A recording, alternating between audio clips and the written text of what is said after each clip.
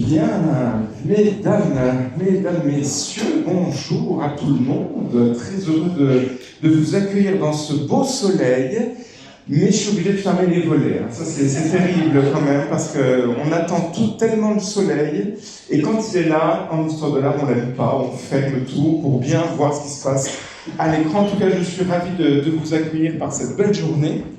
Journée en plus dédiée aux droits des femmes, et donc j'ai l'habitude, on va en parler, d'évoquer une femme particulière chaque année sur ce sujet. Et aujourd'hui, donc, nous allons évoquer cette femme un petit peu particulière, une femme qui n'est pas forcément très connue. Je ne sais pas si vous avez lu de biographie d'Eugénie Ledergerbet publiée chez Fayard. Ça n'existe pas, je vous rassure, il n'y a pas de biographie. C'est une femme particulière que vous voyez ici, portraiturée par Friant, bien sûr, on va en parler, puisqu'il y a ce lien très important qui existe entre l'artiste que vous connaissez et puis cette femme Eugénie Ledergerbet, donc compagne et modèle d'Émile Friant. Cette femme, Eugénie, elle fait partie d'une famille extraordinaire qui va être l'objet aussi de notre conférence aujourd'hui. Et je salue de nombreux descendants de cette famille qui viennent de loin et qui leur présence témoigne en tout cas de l'intérêt porté à cette femme alors ancêtre, Eugénie, et sa maman Anne-Marie, dont on va reparler. Alors cette Eugénie Ledergerbet, c'est sûr, elle est moins connue que son compagnon de route et son compagnon de vie, mon cher Émile Friant. Alors vous avez l'habitude, pour beaucoup d'entre vous, de n'entendre palabrer sur Émile Friant. C'est mon cher sujet de thèse, donc on pourrait en dire longuement. On connaît tous, mais là n'est pas vraiment le sujet aujourd'hui, à la fois son origine dieusoise. Encore beaucoup trop de gens disent qu'il est né à Nancy, cet Émile Friant. Alors, ça me fend le cœur, mais non, il n'est pas né à Nancy, il est né donc à Dieu. C'est un artiste qui a une production tout à fait extraordinaire et qui s'est fait connaître dans ce courant encore trop peu connu de l'histoire de l'art qui est le naturalisme, avec notamment une petite peinture, La Toussaint. Je ne sais pas si vous voyez un peu cette peinture, c'est dans un raccoin, comme on dit chez nous, du musée des Beaux-Arts. Bon, voilà. Donc en 1888, une star vraiment très jeune, à 25 ans. Et puis c'est quelqu'un qui va avoir des succès. Il va marcher sur les lauriers, à tel point qu'il terminera donc à l'Institut, ce qui n'est quand même pas rien, le 9 juin 1923, à l'Académie des Beaux-Arts. Donc un parcours véritablement lauré de succès, de reconnaissance de ses pairs, des artistes, de son temps, des critiques, etc. Ça, c'est la face un petit peu officielle. C'est la face qui ne va pas trop nous intéresser aujourd'hui. Quelle est l'intimité de Friant ? Avec qui vit Friant ? Est-ce qu'il a des enfants ? Est-ce qu'il a été marié ? Est-ce qu'il a eu des aventures ? Alors ça, c'est toujours des questions, parce que c'est un homme qui est, j'espère que vous serez d'accord avec moi, de grande élégance. On s'imagine toujours l'homme coureur de jupons. Bon, on va en reparler, mais c'est justement le sujet qui va nous intéresser, cette intimité de la vie de Friant, donc l'autre facette, non pas la facette officielle, qui commence un petit peu à être connue et reconnue, mais cette facette, donc avec cette compagne, magnifique, beau comme un cœur, comme ça on est en 1900, ou vers 1900 en tout cas, cette Eugénie Ledergerbet, donc là, compagne de Friant. Le terme de compagne, ce n'est pas moi qui le donne à Eugénie, c'est un homme dont je vais beaucoup parler. J'ai une pensée émue pour une femme qui nous écoute, qui est la petite fille de cet homme, qui est Louis Mélion.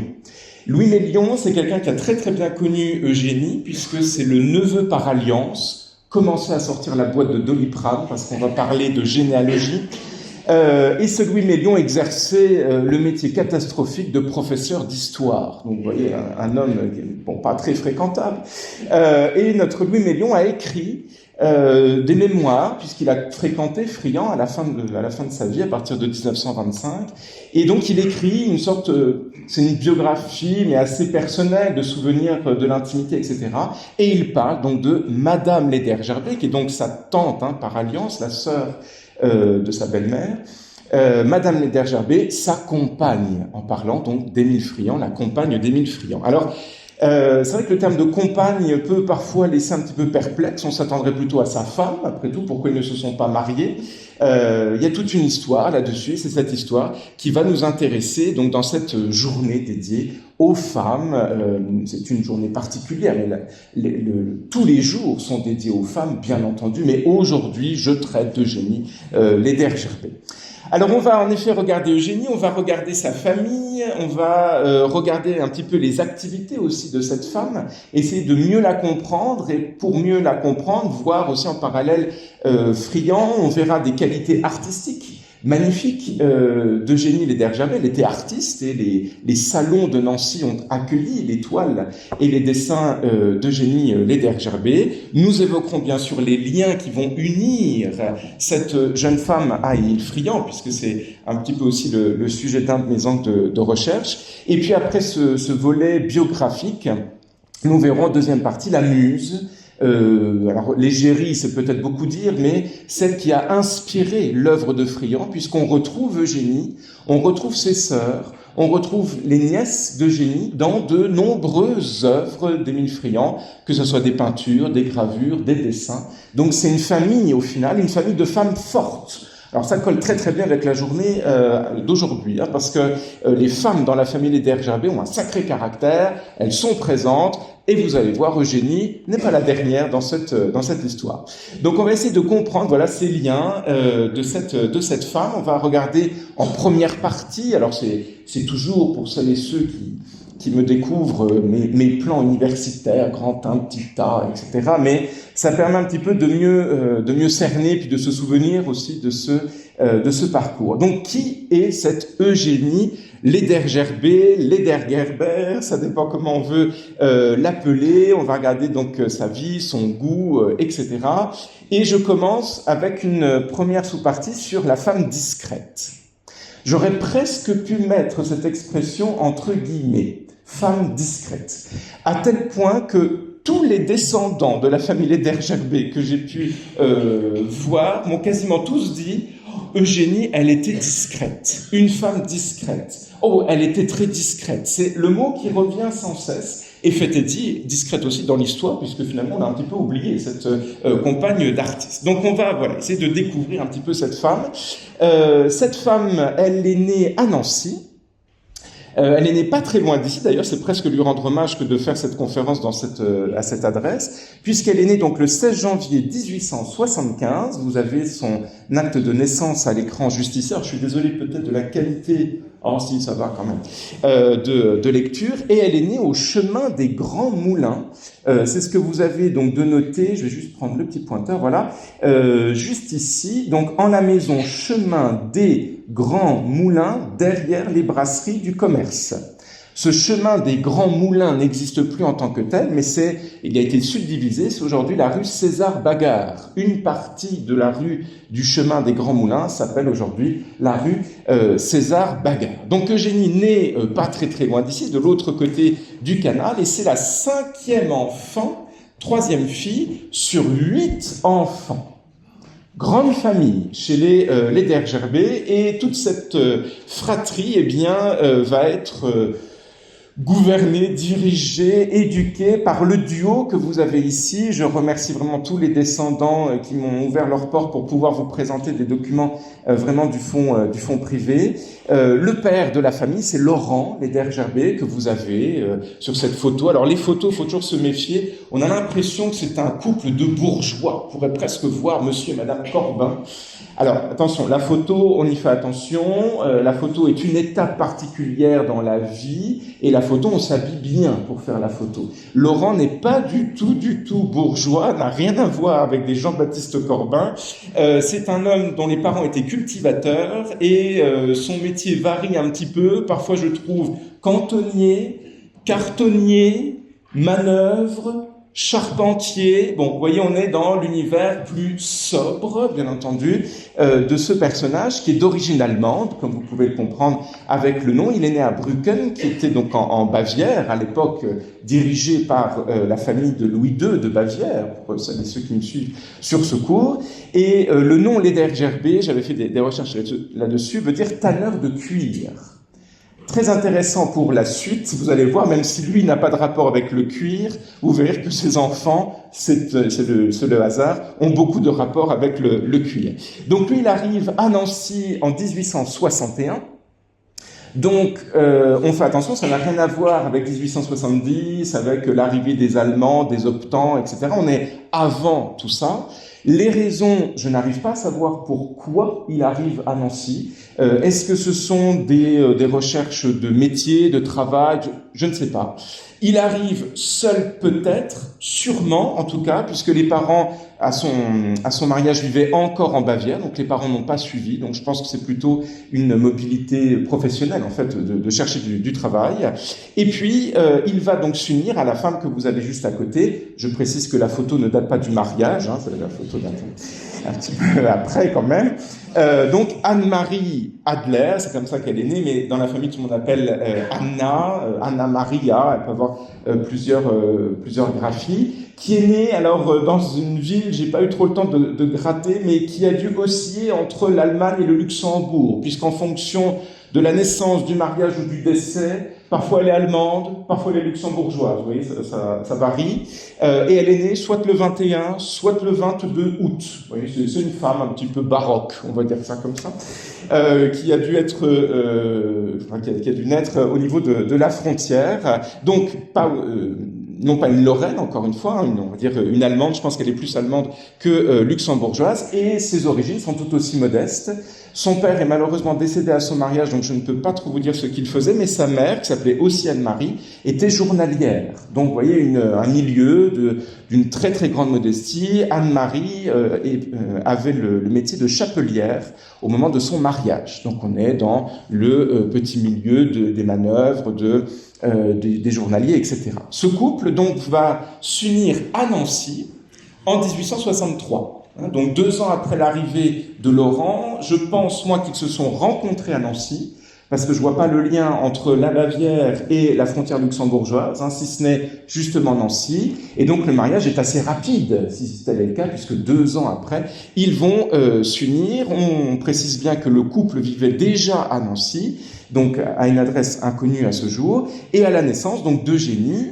En 1875, la famille donc vit au chemin des Grands Moulins. C'est ce que vous avez donc juste ici, comme ça, qui passe. Vous avez déjà le nom, la rue César Bagard, parce que le plan est un petit peu plus tardif. Et les Grands Moulins, vous les connaissez, ce sont les Grands Moulins Villegrain, bien sûr, qui vont arriver entre le canal et la Meurthe.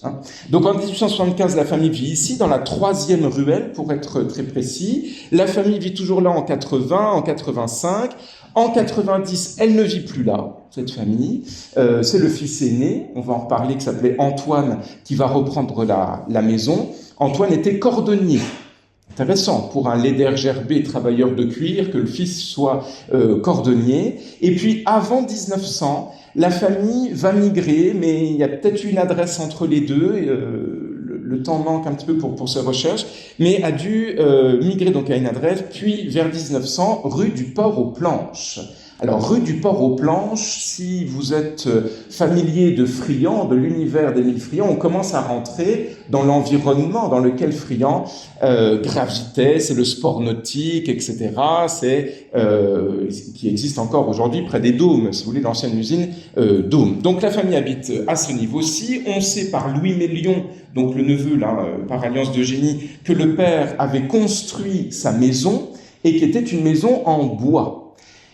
Et je suppose que cette photographie, qui est un détail d'une photo plus grande que je vais vous montrer juste après, je suppose que cette photo présente les parents, Laurent et Anne-Marie, les 3 sœurs, Eugénie, Anna et, j'ai oublié le prénom de la 3e, Jeanne, qui est sur le côté, avec la maison en bois. Vous reconnaissez la porte, les murs, etc. Il est fier de présenter sa maison, c'est un charpentier. à ses œuvres. Et donc, il a réalisé cette maison, rue du Port-aux-Planches, vers 1900. Il est mentionné propriétaire. Donc, c'est un statut qui est quand même assez intéressant pour un manœuvre, etc. Il a fait l'acquisition d'un terrain, d'une maison, etc. On a eu plusieurs lettres qui ont été envoyées, qui stipulent bien donc l'adresse rue du Port-aux-Planches. Alors, je plains les facteurs de l'époque parce qu'il n'y a pas de numéro, donc il faut connaître tout le monde dans la rue pour savoir où distribuer ce courrier. Et vous voyez donc que cette carte est adressée à Mademoiselle Ledergerbet. Nous sommes en 1910. Le 14 août 1910, c'est probablement la dernière année où la famille vit rue du Port-aux-Planches, puisque en 1911, la famille, Laurent, Anne-Marie et une partie des enfants migrent à Malzéville. Cette adresse de Malzéville, on va en reparler. À l'époque, donc c'était rue d'Essai, le 9 rue d'Essai. Aujourd'hui, la rue d'Essai n'existe plus à Malzéville, c'est la rue du colonel Drian. Depuis 1960 à peu près, la mairie de Malzéville ne sait pas l'année où la rue a changé de nom, je leur ai demandé, mais vers 1960, ça change de nom, et cette adresse va être très importante puisque c'est leur dernière adresse de vie. Voici une autre image donc, de ce couple, Anne-Marie et Laurent, bras dessus, bras dessous, etc. Toujours en noir, parce que bien sûr c'est la couleur de la sobriété. Et c'est une maison donc qui va être leur dernier lieu. Ils vont mourir tous les deux en 1914 pour Laurent, rien à voir avec la guerre, et en 1921 pour Anne-Marie, dans cette maison. Et cette maison sera la maison d'Eugénie, c'est pour ça que je voulais vous en parler, on va l'évoquer un petit peu plus tard. Vous noterez cette photographie qui est assez émouvante, qui est issue d'un album photo, comme ça, l'album photo, très très épais, où les photos donc sont imprimées sur carton, sont enchâssées dans des fenêtres, avec un très très beau décor tout autour, et les photos sont annotées. Donc c'est génial ça pour le chercheur, parce qu'on arrive à savoir qui est qui, et surtout qui écrit. Puisque là, comme on a papa et maman, on arrive forcément à savoir qu'il s'agit probablement d'Eugénie qui a écrit, qui a conçu cet album, ou au moins une de ses sœurs, elles sont nombreuses, qui a écrit donc tous ces petits noms sur ces photos. Vous en verrez plusieurs au fil de la présentation. Alors, pour la jeunesse d'Eugénie, je ne sais pas grand-chose. On ne sait pas si elle a été à l'école, peut-être, mais c'est pas parce que la loi l'oblige qu'elle y va. Ça a dû être une éducation assez modeste, portée sur des valeurs familiales importantes. Hein, il n'y a pas que la bourgeoisie, hein, heureusement qu'il y a des valeurs. On voit ici donc le registre de population où Eugénie est noté juste ici. Donc elle avait 6 mois quand le passeur est venu noter tout ça. On ne sait pas très bien ce qu'elle fait dans sa jeunesse. On arrive tout de même à savoir qu'elle va être recrutée assez tôt, mais j'ai pas la date précise, à l'usine de chaussures Spire. Décidément, l'usine de chaussures, le cuir, les cordonniers, eh bien on y est. La rue du port, la rue première de l'habitation, qui est aujourd'hui la rue César Bagard, est ici. Vous avez le canal qui est ici. Nous, aujourd'hui, on est par là, l'ancienne caserne Sainte-Catherine. Et vous avez donc ici les archives municipales aujourd'hui, qui étaient l'usine de chaussures Spire. Donc elles sont juste à côté. C'est pour cette raison que de nombreuses personnes de ce quartier-ci travaillaient chez Spire, travaillaient au Grand Moulin, mais on pense toujours au Grand Moulin, mais il n'y a pas que les Grands Moulins, bien entendu, il y avait tout un tas d'entreprises, d'usines, etc. Voilà à quoi ressemblait l'usine Spire, hein. La façade est restée aujourd'hui, c'est celle qui est un tout petit peu plus loin, les archives municipales y ont leur centre aujourd'hui. Voilà une vue intérieure de cette usine. Donc elle est recrutée dans cette usine avec ses 2 sœurs, Anna, que vous avez donc également sur cette photographie, et Ernestine. Vous voyez les filles, hop là, à l'usine, de cuir, des chaussures. Et je trouve cette photo intéressante, j'ai pensé à ça il n'y a pas très longtemps. Les 2 sœurs là posent. Alors là, on est à Malzéville, mais peu importe, elles posent, puis elles ont l'air très fières de leurs chaussures, hein, puisque vous voyez, on voit Eugénie qui montre comme ça la chaussure. Alors, c'est une photo qui est datée de 1914, 1915, quelque chose par là. Probablement qu'Eugénie travaille encore à l'usine de chaussures. En tout cas, en 1910, elle y travaille encore. C'est pas parce qu'elle a côtoyé Émile Friand qu'elle n'y travaille plus. Vous voyez, il y a peut-être dû avoir deux orientations. Donc voilà, c'est une ouvrière. Faites attention à l'usine que vous avez en haut à gauche, les usines Spico. C'est la même chose, c'est Spire, sauf que c'était associé à Koblenz. Donc ça a donné Spico. Mais c'est la même usine, c'est exactement la même chose. Vous avez toujours la cheminée qui existe aujourd'hui. Si vous levez la tête en sortant, vous verrez tout ceci. Donc Eugénie travaille, voilà, c'est une vie d'ouvrière avec ses sœurs, les frères sont cordonniers, il y en a un neveu qui a travaillé dans des bureaux, etc. Bref, et Eugénie va résider donc à Malzéville, rue d'Essai, avec ses parents. Donc voilà, c'est la maison des parents, c'est cette maison-là que les parents avaient achetée en 1911, et Eugénie migre avec eux. Donc Eugénie, c'est la dernière, elle n'est pas mariée. Toutes les sœurs, tous les frères ont déjà des maisons à droite, à gauche, mais la petite dernière, la jeune fille, eh ben, elle reste avec papa, avec maman, et elle sera notée, voilà, comme résidente dans cette maison. À gauche, c'est une vue ancienne, forcément après 1914, et vous avez donc à droite une vue actuelle. Je remercie la photographe dans la salle qui a pris donc cette photo en 2020. Donc voilà à quoi ressemble la maison qui a des petits soucis de structure en ce moment. 1911, ils font l'acquisition, et en 1911, on a retrouvé tout un tas de factures, avec de très très belles adresses, où Eugénie s'achète une belle chambre à coucher, Eugénie s'achète de très beaux meubles, Eugénie s'achète telle et telle chose, elle meuble la maison. Donc, une ouvrière gagne très bien sa vie pour acheter de très beaux meubles comme ça. Il y a sûrement Émile Friand derrière, hein. Alors, Émile Friand, il faut savoir que dans la famille, personne ne l'appelle Émile. Tout le monde l'appelle Monsieur Friand, ce qui marque aussi une certaine distance, on va en reparler. Et Friand doit un petit peu subvenir aux besoins de cette chère Eugénie. On va en parler dans un instant. Donc cette maison, voilà, meublée, peut-être un peu avec l'argent de Friand. Et Eugénie, donc, semble hériter de la maison. On n'a pas de documents, mais elle semble hériter de cette maison au décès de ses parents. Il faut dire que tous les frères et sœurs ont déjà des maisons, elle n'en a pas, donc ça paraît logique, et c'est donc dans cette maison qu'elle va finir ses jours, hein, jusqu'en 1970. C'est une femme qui va vendre en viager la maison, mais comme vous connaissez le viager, elle y réside toujours en 1945, et ce seront donc une nièce et son mari qui en feront l'acquisition. On va en reparler un petit peu plus tard, ça reste dans la famille tout de suite. Et ce sera donc sa dernière adresse. Donc cet après-midi, avec un beau soleil comme ça, vous pourrez aller en pèlerinage devant la maison, faire une libation au Dieu de la mémoire, et vous souvenir donc de cette Eugénie. Alors à l'intérieur de cette maison, il devait y avoir quelques petits objets. Voici quelques objets provenant probablement de ces pièces de cette maison. Un joli petit rond de serviette qui appartenait à Eugénie, que vous avez en haut à gauche, un très beau vase ferronné de l'école Dôme qui est en tout cas dans la famille. Et puis ce que je trouve magnifique, c'est cette merveilleuse bonbonnière avec une pâte de verre Dôme que vous avez au-dessus avec ce petit oiseau, et vous avez la signature Dôme dessus. Il y avait des meubles aussi à l'intérieur. Alors c'était pas des objets luxueux type Majorelle, etc. Mais c'était un mobilier de qualité. C'est ce que les descendants qui ont connu cette maison en tout cas me soulignaient. Et je n'ai trouvé qu'une seule photographie de l'intérieur de la maison. On a des photos de dehors, mais pas de dedans. Vous voyez Eugénie qui se trouve juste ici, avec le tablier. Donc, vous voyez, on n'est pas du tout avec Madame Corbin. Hein. J'ai jamais vu Madame Corbin avec un tablier. Hein. C'est plutôt des Robworth, etc.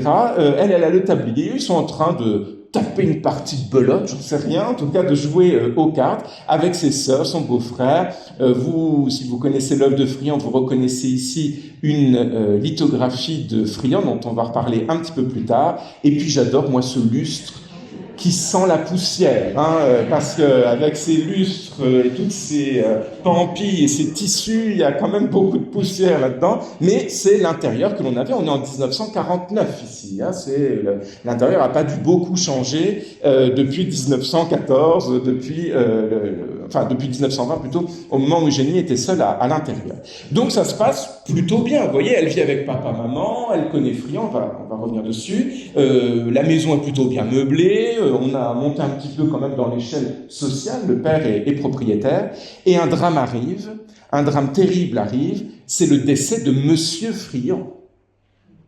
Parce que le décès de Monsieur Friant va vraiment être une rupture totale. Monsieur Friant n'est pas Monsieur Ledergerbet, ou Madame Ledergerbet n'est pas Madame Friant. Et là, ça va causer un gros problème. Quelle est la place d'Eugénie dans cette affaire ? Je vous mets cette photographie d'un immeuble sur cour à Paris. Je ne sais pas trop si j'avais le droit de prendre cette photo, mais enfin bon, c'est pas grave. Je vous la montre tout de même. C'est l'immeuble où résidait Friant à Paris, boulevard de Clichy, et c'est là où il s'éteint le 9 juin 1932.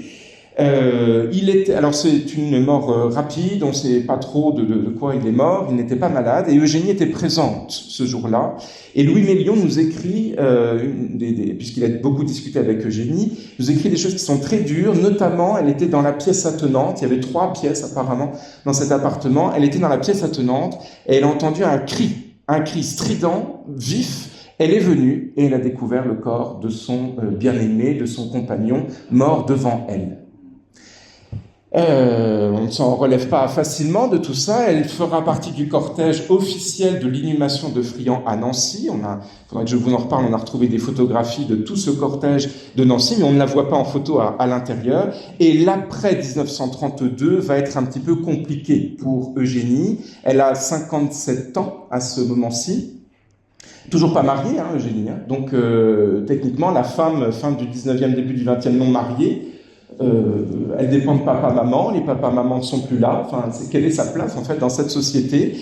Il va y avoir de gros problèmes de succession, notamment par rapport à son compagnon. La famille de Friant n'entendait pas tout à fait la succession comme elle et ses amis pouvaient l'entendre. Elle sera tout de même, je passe là-dessus parce que c'est pas très intéressant, elle sera tout de même couchée sur le testament par Friant.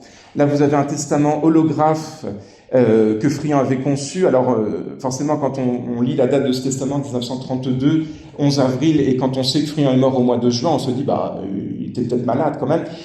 Il a 69 ans, c'est un âge où on pense à écrire ses volontés, etc.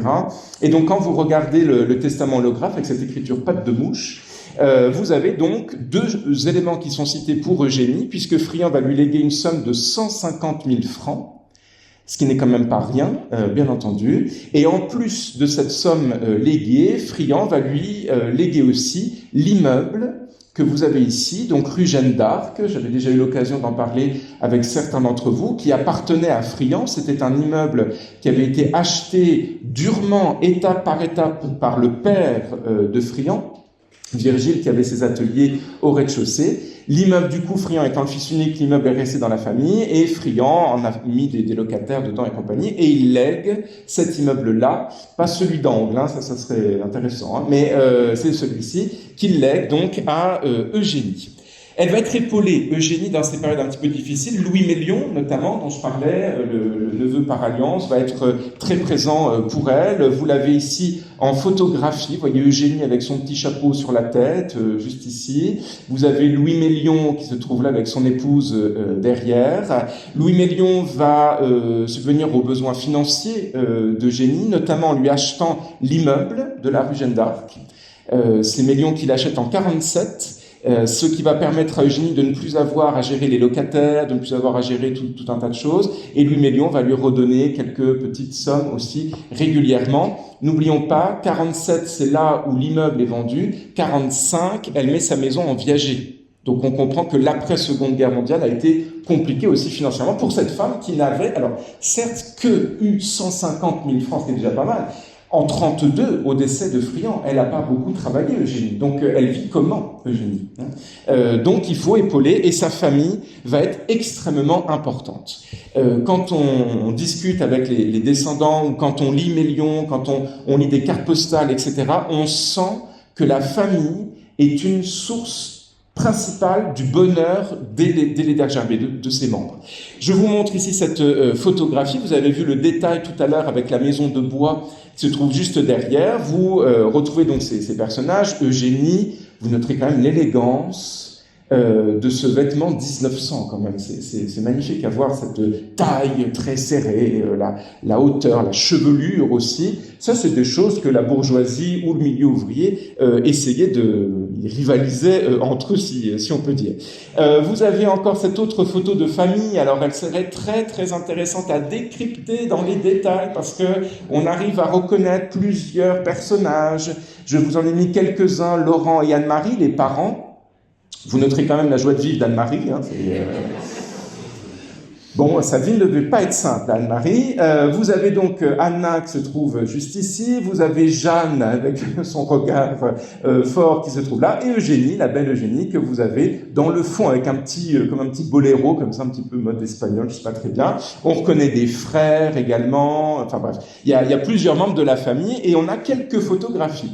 Je souligne quand même le fait que la photographie, en 1900, n'est pas quelque chose non plus que l'on fait comme ça à tout bout de champ. Et on en a quand même un certain nombre des photographies dans la descendance, ce qui indique un revenu quand même un petit peu plus élevé pour cette famille, donc les Dergerbet. Je vous montre deux photos que je trouve vraiment très très drôles, probablement dans une fête de village, une fête de quartier ou quelque chose comme ça, puisque vous voyez cette jeune fille qui n'est pas, je pense, une Dergerbet au premier plan au milieu avec une bouteille et un verre. Vous voyez Anne-Marie, la mère, la joie de vivre, que vous avez ici avec une bouteille à la main et le verre dans sa main gauche. Eugénie, que vous avez au milieu, vous allez reconnaître très facilement maintenant le faciès, le visage d'Eugénie. Jeanne, ici, même chose de l'autre côté. Eugénie est en train de jouer là de la guitare, toujours Anne-Marie, hop là, la joie de vivre, qui est à droite. Donc on fait des photos, vous voyez, pas seulement pour une communion, ça, à la limite, on pourrait comprendre. Mais on fait aussi des photos dans un cadre festif, de souvenirs.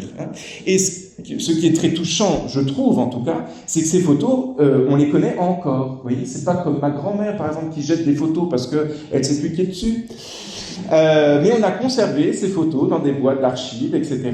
Et voilà, je peux vous les restituer grâce à ces descendants qui les ont conservés. Donc une famille unie autour d'Eugénie, autour de ses filles. Vous avez ici cette photographie qui est touchante, qui est donc dans la maison à Malzéville, donc actuellement la rue du Colonel Drian, la mère entourée de ses filles avec Eugénie qui se trouve en haut à droite. Hein. On est après le décès du père.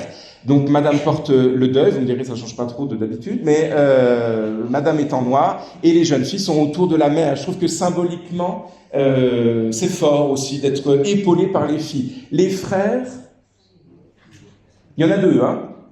Ils sont pas là, hein, les frères, hein. Donc on pourra en reparler un petit peu plus tard. Les filles chez les Dergerbet sont très importantes. Alors Eugénie, elle est entourée, heureusement, parce que ça aurait pu très mal se passer après le décès de Monsieur Friand, comme on l'appelle dans la famille, et elle va être entourée par ses trois sœurs principales que vous avez ici. C'est ce que j'appelle humblement le club des quatre. Voilà, elles sont toujours toutes les quatre ensemble. Les descendants le soulignent aussi très facilement. Vous reconnaissez Eugénie donc à gauche, toujours élégante. Une descendante de la famille me disait que les mains, les doigts d'Eugénie étaient d'une très grande élégance. Et puis les trois sœurs, donc Ernestine, dont la descendance est présente, Jeanne et Anna également sur le côté. Le club des quatre, toujours ensemble, toujours en goguette, ces quatre-là. On est en 39, hein, on est 7 ans après le décès d'Émile Friand. Les sœurs sont là, les piliers sont là. Alors on pourrait comme ça feuilleter le livre des souvenirs. C'est pour vous montrer aussi un petit peu le cadre dans lequel cette Eugénie va vivre après le décès de Friand. Nous ne sommes pas dans des hôtels particuliers luxueux, nous n'avons pas de vitraux Gruber, mais c'est ça la majeure partie des familles nancéiennes ou lorraines dans cette fin 19e, début du 20e siècle. Ce sont des milieux modestes, et ces milieux modestes ont engendré de très très belles choses. Friand lui-même vient d'un milieu modeste. Donc là, vous êtes en 1970, l'année du décès d'Eugénie, qui est peut-être en train de piquer un somme là sur le côté, avec tous les membres de sa famille qui sont sur les côtés, ou encore photo couleur. En 1968, je pourrais faire un blind test pour savoir où est Eugénie, mais vous avez dû la reconnaître juste ici, toujours élégante, jambes croisées, etc.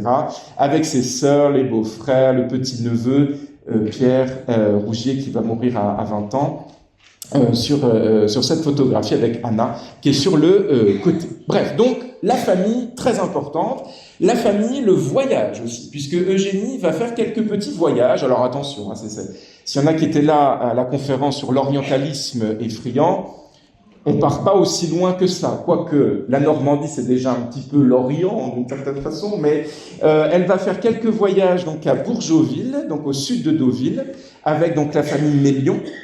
Vous avez cette photographie, Eugénie se trouve juste ici, on reconnaît les maisons assez caractéristiques bien sûr de ces bords normands, et puis elle va faire aussi quelques voyages, on a des photos que je ne comprends pas très bien, où elle est à Vittel, chez une cousine, la fameuse Madeleine, mais je n'ai aucune information sur Madeleine, et Eugénie se trouve juste ici. Et on sait que ces voyages à Vittel sont importants parce que ça va la ressourcer, nous dit-on. Va à Vittel, tu y trouveras du repos, etc., etc.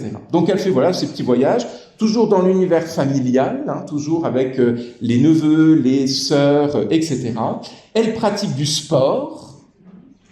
Alors ça, c'est quand même assez extraordinaire pour une fin de siècle. Hein. Ce sport est peut-être un apprentissage ou un legs que Friant lui a fait, puisque Friant est un grand sportif. Et vous avez ici, je trouve cette photo à gauche tellement amusante, où vous avez Eugénie qui est ici, qui est en train, allez, on y va, en train de faire donc de la barque avec une jeune fille derrière. On sent le choc générationnel, hein, c'est pas tout à fait le même vêtement quand même entre les deux, mais avec son petit chapeau sur la tête, elle est amusante. Et vous l'avez ici en train de faire de la pêche à Imling. Je vous reparlerai de Imling un petit peu plus tard. Donc peut-être que ce contact avec l'eau, c'est un rappel aussi de Friant, puisque Friant, comme vous le savez probablement, aimait beaucoup l'eau, aimait la barque, le canotage, etc. Et je tiens une petite anecdote. Et je la salue au passage d'une arrière-petite nièce d'Eugénie qui, à la fin de la vie d'Eugénie, elle perdait un petit peu la tête et elle l'avait emmenée dans une barque, elle avait ramé alors que l'arrière-petite nièce était sous la responsabilité de sa grand-mère. Et voilà qu'on y va au milieu de l'eau, la petite fille ne savait pas nager ni quoi que ce soit. Enfin voilà, c'est Eugénie, un peu fantasque parfois à la fin de sa vie, mais sportive. Vous voyez, une femme un peu dans le coup, si l'on peut dire ça comme ça, pas la bourgeoise, ankylosée, etc. Hein. Voilà d'autres photographies. C'est pour vous montrer à quel point on a conservé des photos. Bon, je m'arrête là pour ces photos sur Eugénie. Le but est aussi de découvrir un peu le lien qu'elle va avoir avec Friant. Notre Eugénie, ou tante Nini, comme tout le monde l'appelle dans la famille, hein, elle n'a pas d'enfants, donc les enfants qui gravitent autour, ce sont ses neveux, ce sont ses nièces, et donc cette tante Nini, que vous avez ici chez sa sœur, va mourir donc à Pont-à-Mousson. C'est pour ça qu'il fallait que je vous parle de ce décès, parce que Pont-à-Mousson, bien sûr, c'est la capitale. Le 18 octobre 1900, pardon, j'ai fait une coquille sur le diaporama, c'est 1970, elle avait 95 ans à son décès. 95 ans. Les parents, la mère est morte à 82 ans, le père à 79, on a des sœurs centenaires. Chez les Dergerbet, on vit longtemps, hein, la femme forte, c'est ce qui est à retenir, en tout cas pour cette famille. La fin de vie est peut-être pas le plus calme possible. On souligne qu'elle perdait un petit peu la vue à la fin de ses jours. Elle semblait probablement atteinte de démence sénile, puisqu'elle terminera ses jours à l'hôpital, et l'adresse de décès montre bien donc elle est décédée à Pont-à-Mousson, même si elle résidait toujours donc à Malzéville. Malzéville, c'est là où elle aura sa tombe, avec donc ce monument très simple. Bien sûr, ne vous attendez pas à avoir un monument à la Corbin. On est en 1970, hein, ça n'a rien à voir. Donc un dallage absolument simple, et elle est inhumée. Donc vous voyez qu'il y a deux noms. Un nom que vous n'avez pas croisé encore, c'est une nièce d'Eugénie qui a épousé Monsieur Perrat, Jean Perrat. Et donc, Eugénie est inhumée avec sa nièce et le mari de sa nièce. Et ces Perrat, ce sont eux qui avaient acheté la maison de Malzéville en viager. Donc, vous voyez, ils sont restés au final, dans la vie comme dans la mort, dans la même maison, si l'on peut dire ça, comme ça. Alors voilà pour cette biographie assez rapide d'Eugénie, mais à mon sens très intéressante. Maintenant, regardons un petit en zoom, si l'on veut, le lien avec Friant, la tendre amie, la compagne, l'oreille attentive aussi, puisqu'ils vont correspondre un petit peu. Alors cette rencontre, on n'a pas la date précise de la rencontre, mais on peut, avec un faisceau de renseignements, on peut estimer que cette rencontre, elle date de 1891-1892, à peu près, par là. 1891, on va avoir un tableau dont je vais vous parler un petit peu plus tard. 1893, il connaît Eugénie, c'est sûr, puisqu'il fait ce très beau dessin, qui malheureusement a été perdu dans des successions, voilà, ça fait partie aussi de l'histoire. Donc si jamais vous connaissez ce dessin, n'hésitez pas, je suis preneur d'une photo ou même d'admirer ce dessin. Donc Eugénie, vers 1891-92, elle a 18 ans. Friant en a 30. Il y a donc 12 ans d'écart entre les deux. Alors, attention, ne crions pas au scandale encore, il faut toujours regarder dans le contexte du 19e siècle. 12 ans d'écart, c'est pas grand-chose pour l'époque. Il y en a qui ont 20 ans d'écart.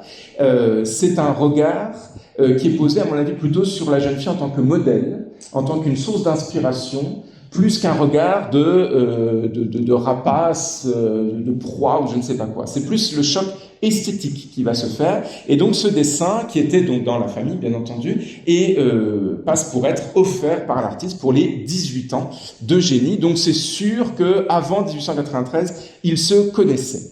Où se sont-ils rencontrés? Eh bien, Eugénie fréquentait aussi ce sport nautique dont je vous en ai un petit peu dressé le portrait il y a quelques instants. Ce sport nautique, c'était juste à côté de l'usine Spire. Donc, quand elles finissaient l'usine, les sœurs, qu'est-ce qu'elles faisaient? Eh bien, elles allaient voir le sport nautique, ici dessiné, enfin peint plutôt par Friant, pour regarder probablement les jeunes hommes jouer de la barque, etc., nager et compagnie. On sait qu'elle sait nager, Eugénie, c'est Mélion qui nous dit ça, donc elle a appris aussi à nager. Toutes les sœurs savent nager, sauf Jeanne, la mémère, comme l'appelle Louis Mélion, qui, elle, ne voulait pas nager. Mais les autres, elles savaient, donc peut-être qu'il y a eu partie de nage, je ne sais pas, avec les jeunes hommes. Et Friant a dû vraiment tomber en amour, comme on pourrait dire de l'autre côté de l'Atlantique, vis-à-vis du visage d'Eugénie. Parce qu'on arrive à retrouver, que ce soit en collection particulière ou même en collection publique comme au Musée des Beaux-Arts en haut à droite, des visages qui sont les visages d'Eugénie. Il porte une attention particulière au visage, Friant, vous le connaissez aussi pour ça. C'est ce réalisme photographique, mais c'est aussi la perception, l'acuité du regard, etc. Et le visage est un point important dans sa carrière artistique. Visage magnifique aussi, que vous avez là, d'une grande fraîcheur, d'une grande spontanéité. Regardez les cheveux. Ma grand-mère dirait elle est mal peignée, celle-là, mais voilà, c'est aussi, après peut-être un après-midi au sport nautique, on a fait le canotage, tout ça, et Friant part la croque comme ça, sur le dessin, avec donc les cheveux sur les côtés et compagnie. Alors c'est un dessin que je ne connais pas, je ne connais que sa version imprimée dans un ouvrage. Alors, à compter de cette rencontre, donc 1891-1892, quelque chose comme ça, eh bien, elle va côtoyer très fréquemment Émile Friant. Très, très fréquemment. Tout en étant encore à l'usine Spire.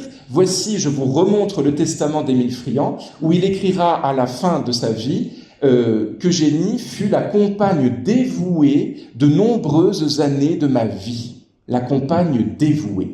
C'est le terme encore, si Mélion l'emploie, Friant l'avait également employé, que vous avez juste ici. Donc, une rencontre qui va durer jusqu'à son décès, puisque je vous le disais, Friant décède presque dans les bras, au final, d'Eugénie. Donc, elle va vivre avec lui, tout en étant officiellement rattachée à Malzéville chez papa-maman. Elle n'est pas mariée, elle ne peut pas vivre officiellement avec lui. On retrouve donc des adresses, des courriers qui lui sont adressés boulevard de Clichy, à Paris, avec donc Eugénie Leder-Gerbet, vous arrivez très facilement à lire au-dessus. Alors, elle n'était pas propriétaire du boulevard de Clichy, Friant en était locataire, mais voilà, elle y vivait, on lui adressait des courriers, donc on savait qu'elle était juste ici. Elle y allait de l'automne à l'hiver, elle suivait bien sûr son cher Émile, elle l'appelait quand même Émile. Et Louis Mélion a une histoire un peu cocasse, enfin une anecdote à propos de cette vie passée au boulevard de Clichy. Friant était donc locataire, je disais, de l'appartement et de l'immeuble, et l'immeuble appartenait au ministre, que tout le monde connaît bien sûr, Théophile Delcassé, qui était ministre des territoires d'outre-mer, on dirait aujourd'hui, etc. Et ce ministre aimait bien Friant. Et donc le ministre venait de temps en temps chez Friant, il frappait à la porte, il rentrait, etc. Et Eugénie détestait ça. Eugénie détestait ça parce que monsieur le ministre, vous voyez, on est à Paris, elle travaille chez Spire, hein, donc on est à l'opposé. Et Louis Mélion disait que Eugénie a connu Mélion, il lui a dit, Eugénie allait se réfugier dans la cuisine, elle fermait la porte et elle attendait que le ministre parle et puis qu'il s'en aille, puis elle ressortait après.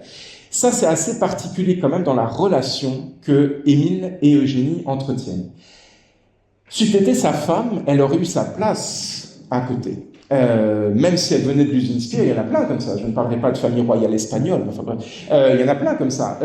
Mais là, elle n'est rien au final, officiellement, pour Friant.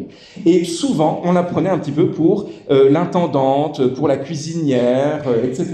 Parce que c'était la femme qui accompagnait. Et je trouve que le terme sémantique, et Louis Mélion fait très attention aux mots qu'il emploie, le terme sémantique de compagne, c'est accompagner aussi. Hein. Il n'y a peut-être pas un sentiment amoureux derrière ça, ou un sentiment amoureux différent que le sentiment amoureux du couple, etc. On pourra revenir dessus également.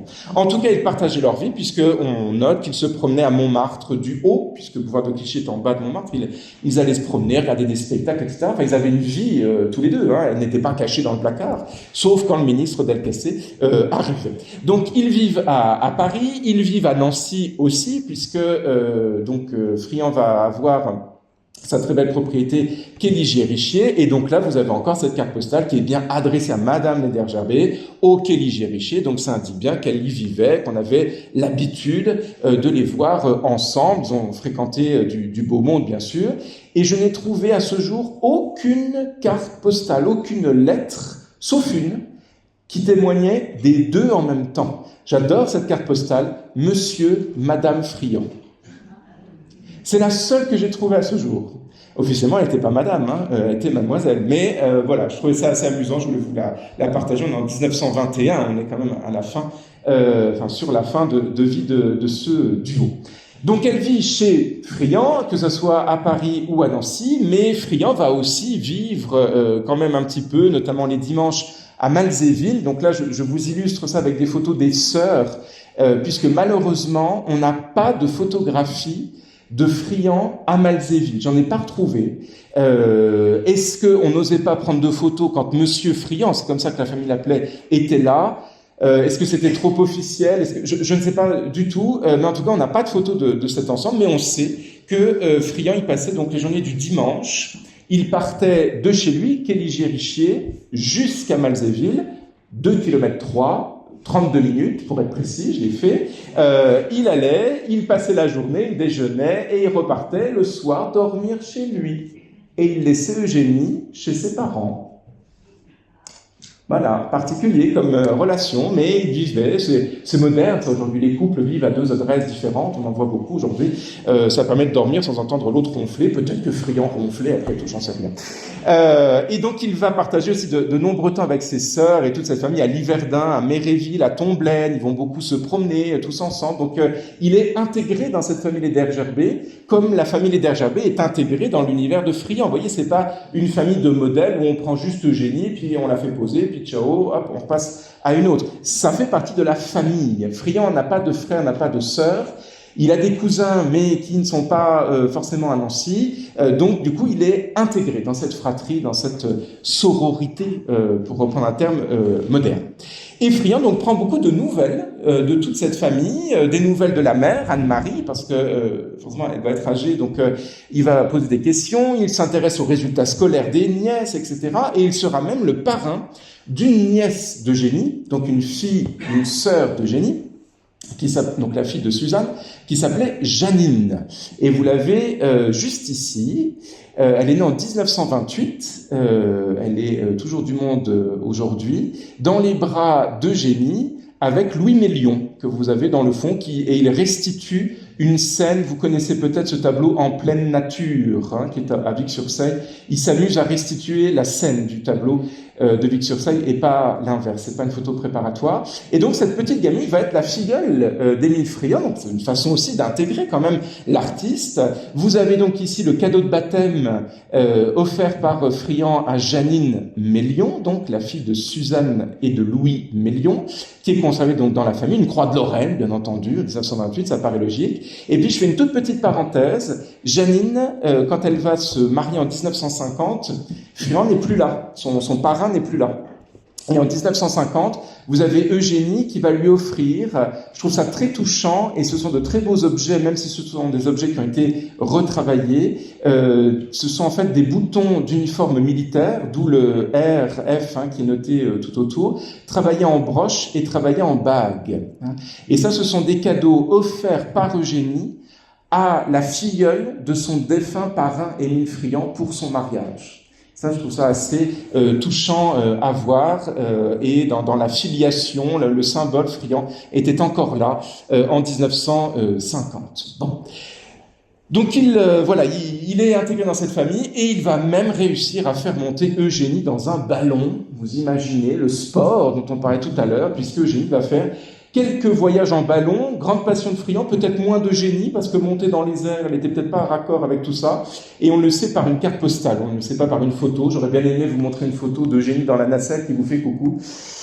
Peut-être qu'un jour, on retrouvera ça. Bon, donc voilà, il y a une union là-dessus, et puis une chose très importante, très importante, Friant va lui enseigner la peinture, le dessin.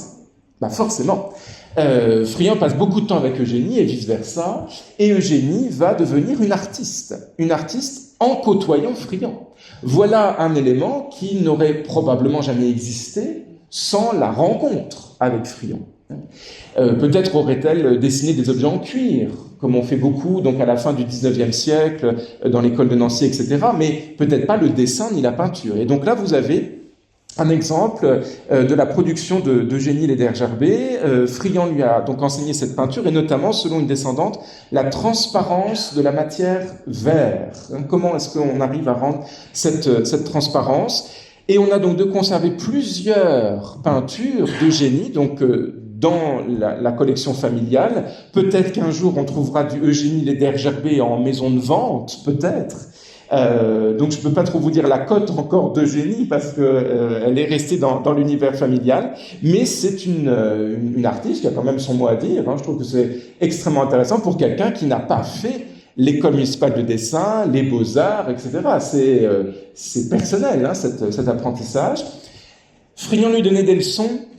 Et Friant n'était pas toujours très content, nous dit-on, de la relation d'Eugénie en tant qu'élève. Apparemment, Eugénie avait ce fort caractère dont je parlais, et Friant s'agaçait quand même un petit peu, mais fais cette couleur-là comme ça, fais ça plutôt comme ci. Et Eugénie le regardait apparemment, il lui disait « c'est mon tableau, tu sors ». Ils se tutoyaient tous les deux. Donc en effet, elle avait un sacré caractère, et voici ce que j'ai retrouvé dans une lettre. Je trouvais ça assez amusant pour vous en faire part. Une lettre donc d'Émile Friant qui est adressée à un ami, peu importe là-dessus. Et voici ce qui est écrit donc dans cette lettre. Eugénie est partie pour Luc-sur-Mer, qui est un lieu de villégiature où elle partait assez souvent près de Caen, ayant réussi sa soupière. Vous voyez, il souligne à cet ami, elle a réussi la soupière. Ça rime avec Luc-sur-Mer, vous me direz. La soupière, c'est peut-être celle-là, vous voyez, que vous avez ici, je ne sais pas. Mais elle était plutôt contente, donc contente de son travail. Bon, c'est bon, je pars un peu me reposer à Luc-sur-Mer.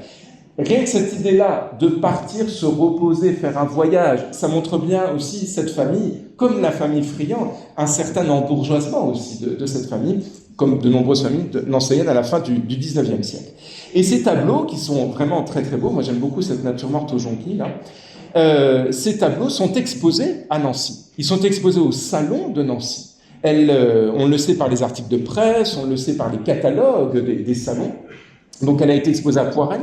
La prochaine fois que vous allez à Poirel, vous penserez que les galeries qui ont accueilli le salon de Nancy depuis 1888, eh bien, Eugénie avait présenté ses œuvres plutôt début du XXe siècle.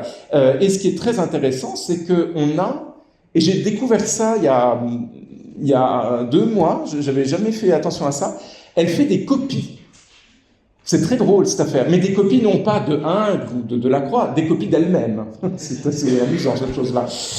Puisque vous avez, c'est un vrai coup de cœur pour moi, ce tableau-ci, qui est donc une huile sur toile, avec cette jolie petite sculpture qui existe encore aujourd'hui. Donc c'est une nature morte qu'elle a faite probablement chez elle à Malzéville, ou peut-être Kelly Jericho. Enfin là, ça serait difficile à savoir. En tout cas, l'objet lui appartient. Elle a fait cette toile, et puis elle a montré ça à sa famille, à ses sœurs, à ses entre guillemets ses beaux-frères, les époux de ses sœurs, ses beaux-frères, pourquoi je mets entre guillemets. Et vous avez donc cette peinture qui a jailli. Et cette peinture, quand vous la regardez, c'est une huile sur bois et qui est de dimension plus petite que l'œuvre sur toile.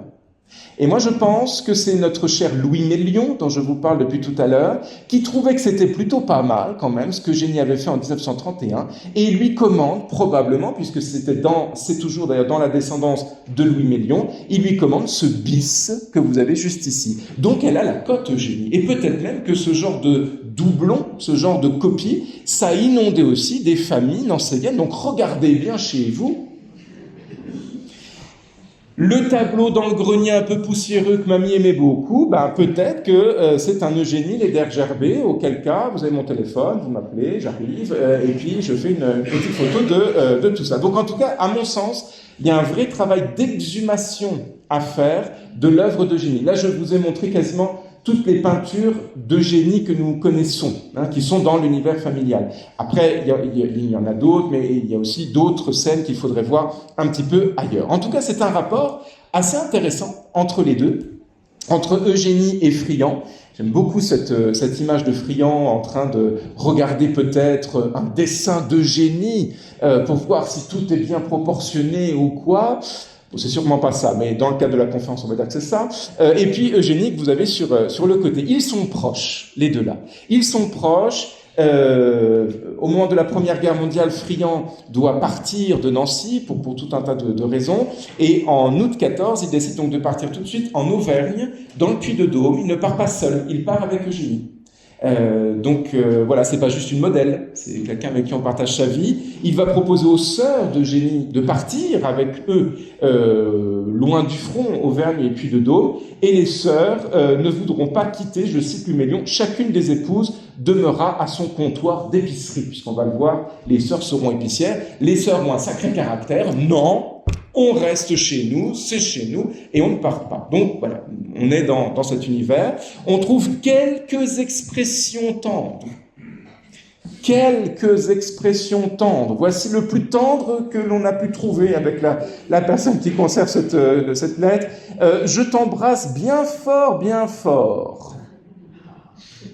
Voilà. Alors je vous laisse juge, si vous embrassez bien fort votre compagnon, votre compagne, bon, il y a peut-être d'autres mots que l'on pourrait évoquer, d'autres termes, mais on n'a jamais rien retrouvé dans les lettres à ce jour. Peut-être qu'un jour on découvrira des lettres un petit peu plus chaudes, mais pour l'instant nous en sommes à ça. Et là, il y a donc cette intimité entre les deux, mais il y a aussi une certaine distance entre les deux.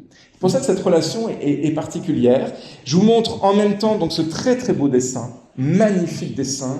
Ça a été un coup de cœur quand j'ai vu ce dessin, qui est très grand, 63 cm de hauteur, c'est pas un petit format, qui est réalisé donc par Émile Friant, qui est donc dans la descendance aujourd'hui, qui représente Eugénie, âgée à peu près de 37 ans, nous sommes en 1912, c'est signé, et il y a une très très grande finesse d'exécution, quelques zones d'ombre, quelques traits, donne un volume, donne un mouvement. Même sur la robe, quand vous regardez avec attention, chaque plis sont suggérés avec quelques roues de crayon noir. Le vêtement aussi, bien sûr, intéressant, mais ce qui est le plus fort pour lui, c'est le visage, bien sûr.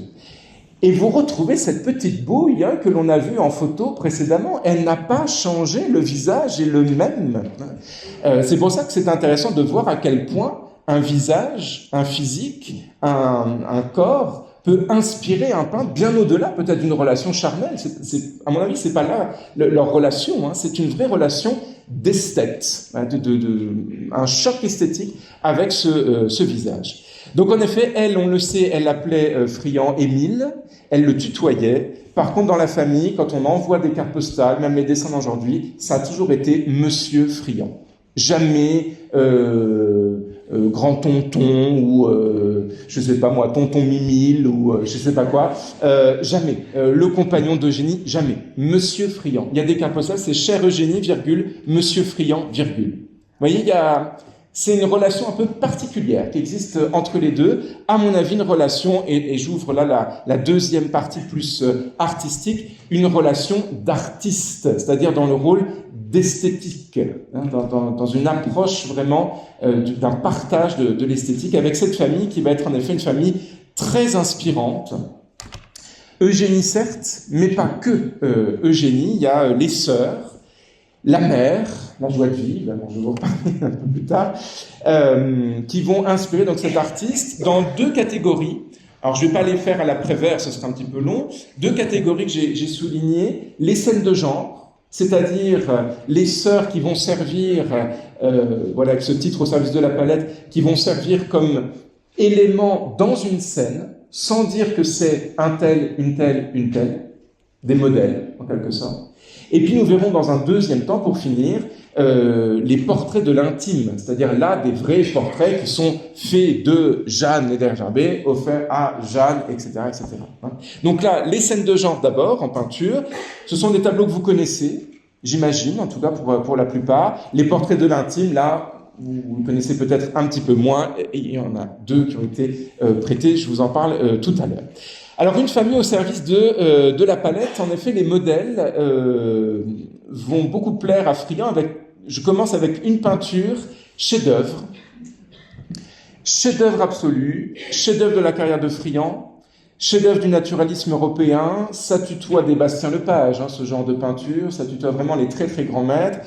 On est en 1894, donc dans les belles années de Friand. Hein. Friand excelle dans les fins des années 80, la Toussaint c'est 88, les années 90, après 1900 c'est un petit peu plus ankylosé, mais là on est dans les très très belles années. C'est un tableau qui va être acheté par tous les grands collectionneurs de Friand, c'est vous dire la notoriété. Il y en a peut-être qui étaient là l'année passée pour écouter la conférence sur les Coquelin, ces acteurs, ces deux frères. Eh bien, le tableau va être dans la collection Coquelin. Ça va être acheté par Louis Corbin, le frère de Jean-Baptiste Eugène Corbin, qui est un très grand collectionneur, ami de Friand, et ensuite acheté par Jean-Louis Burtin, que j'avais déjà eu l'occasion d'évoquer, qui était un ami intime et aussi grand collectionneur de Friand. Donc, à partir du moment où un tableau est acheté comme ça, par cette trilogie Coquelin, Corbin, il ne faut pas que je mélange dans toutes ces lettres, et Burtin, c'est un beau pédigré quand même pour ce tableau. Et ce tableau plaît beaucoup à la famille Ledergerbet parce que ce ne sont que les Ledergerbet qui sont sur le tableau. Et ça, c'est magnifique. Quand le tableau a été vendu par les descendants du dernier propriétaire, certains membres de la famille avaient la larme à l'œil, hein, même une grande larme à l'œil. Je pense à une personne en particulier qui s'est dit la famille part. Et aujourd'hui, je ne sais pas où est ce tableau. En fait, hein, ça a été parti. C'est peut-être aux États-Unis, je ne sais pas. Alors, vous reconnaissez des personnes. Hein, la joie de vivre, Anne-Marie que vous avez donc dans le fond. On reconnaît le petit nez notamment. Après, il faut faire très attention. C'est une modèle là. Là, elle a la casquette de modèle. Donc, ne vous imaginez pas que le tableau, c'est comme ça chez les Ledergerbet. Ils n'ont pas quand même une table comme ça, et puis elle n'est pas avec ce plat de pommes de terre tous les jours, vous voyez. C'est une scène de genre. Donc, on prend les modèles et on les intègre dans une histoire qui est voulue par le peintre. Donc, vous avez Anne-Marie, vous avez les enfants, on arrive à savoir... Alors, pas par le physique, hein, mais on arrive à savoir par des écrits que c'est François. Ah, ça y est, voilà enfin un garçon dans l'histoire. On se demandait où est-ce qu'ils étaient partis. Donc François, c'est un frère d'Eugénie qui a le dos tourné, et François sera cordonnier. Après ça, on ne sait pas grand-chose de lui. On sait qu'il n'a pas d'enfant, mais j'ai pas réussi à trouver sa date de décès après son mariage. Mais voilà, on sait très peu de choses. Et vous voyez, même là, le visage complètement tourné. On arrive à le connaître par des photographies, et si on regarde certaines photographies, on pourrait peut-être, et là je fais une hypothèse, hein, peut-être voir sur cet autre chef-d'œuvre, hein, la discussion politique, c'est aussi une pièce emblématique hein, de la carrière de Friand, qui est aujourd'hui aux États-Unis, la discussion politique qui est un très très beau sujet. Peut-être que ce personnage, c'est vrai, ressemble un petit peu à notre frère d'Eugénie, donc à François. Voilà une photographie de François. On voit le nez un peu fort, un peu à l'égyptienne comme ça. Peut-être que c'est lui, mais ça voudrait dire, regardez la date, hein, tout ça, et c'est plein de problèmes qui se posent. Hein. On est en 1889, donc ça voudrait donc dire que Friant a rencontré la famille Ledergerbet avant 1891, où on est sûr que la famille ait rencontré cette année-là. Mais c'est peut-être lui. Alors en tout cas, si c'est François que vous avez ici, c'est forcément François que vous avez sur cette autre peinture. C'est exactement le même gaillard, le même moustique hein, que vous avez ici. Malheureusement, c'est une très très belle peinture, mais malheureusement, cette peinture n'est pas terminée.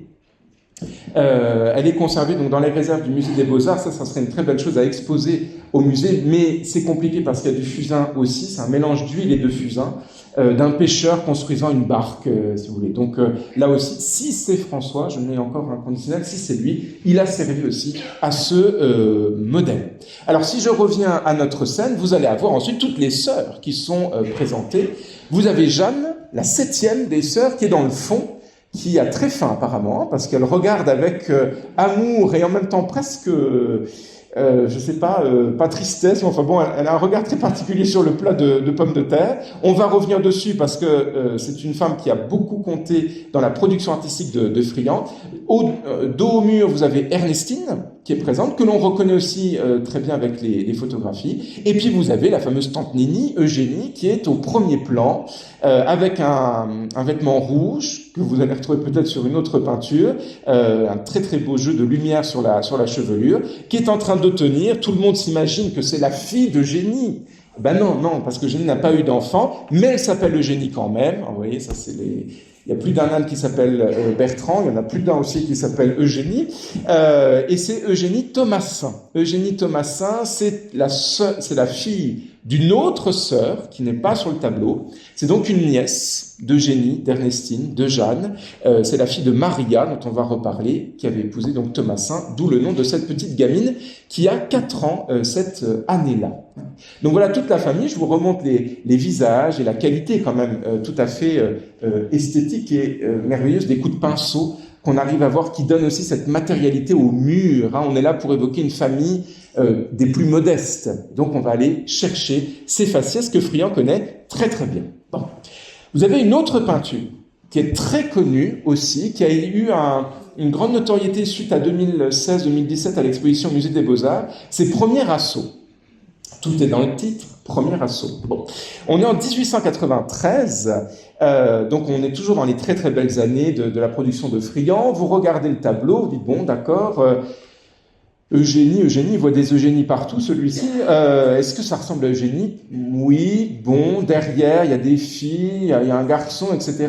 Bon, on regarde ça, et je suis tombé chez une descendante. Oui, vous voyez bien quand même. Cette photo magnifique, il y a comme ça des découvertes qui n'ont pas de prix. Cette photographie où on est probablement dans la cour de l'atelier de Friant, donc rue de Thionville à Nancy. On retrouve cette fenêtre sur plusieurs tableaux de Friant. Et quand on regarde, donc vous avez Friant qui est juste ici, avec un drôle de chapeau d'ailleurs sur la tête. Vous avez le tableau qui est derrière. Et vous regardez les modèles qu'il pose. Ça, c'est super intéressant pour voir comment l'artiste travaille. Vous voyez aussi que ces modèles ne posent pas du tout devant les piles du pont. On n'est pas du tout dans le même cadre, donc c'est une recomposition qu'il va faire. Et quand on s'approche un petit peu plus près de cette scène, eh bien on arrive très très facilement à reconnaître le visage d'Eugénie que vous avez juste ici. Lui, je ne sais pas qui c'est. C'est celui qui voulait le premier assaut, mais vous voyez que Eugénie est assez froide sur le côté. Et quand on compare avec des dessins qui sont de la même année, c'est un visage qui est extrêmement similaire. Donc on arrive à savoir qu'Eugénie pose pour Friant, mais en tant que modèle, c'est-à-dire une modèle qui est parfois grimée, qui est parfois reprise, retravaillée. Et c'est ce qui justifierait aussi l'idée que l'on pourrait voir Eugénie sur cette peinture, Le Pin, qui est une peinture très sombre, qui est une peinture qui est pas vraiment dans le naturalisme un peu, mais un peu dans le symbolisme aussi. Enfin, C'est une peinture qui est compliquée, c'est une très belle peinture qui est au musée d'art et d'histoire de Toul, mais qui est difficile d'approche, parce que peut-être moins esthétique que ce que Friant peut faire à la même époque, où il est vrai que le visage peut avoir des traits de génie, mais la coupe un peu garçonne n'est pas celle de génie, mais à partir du moment où c'est un modèle, on peut grimer et on s'inspire. Les deux jeunes filles que vous avez sur le côté sont probablement Eugénie Thomasin, qui est une petite bouille que Friant adore croquer, et de l'autre côté, c'est soit une autre nièce d'Eugénie, Yvonne, Victor, puisque sa maman, Léder Gerbet, épousait Monsieur Victor, peu importe, ou Jeanne, donc une sœur d'Eugénie, une sœur cadette d'Eugénie.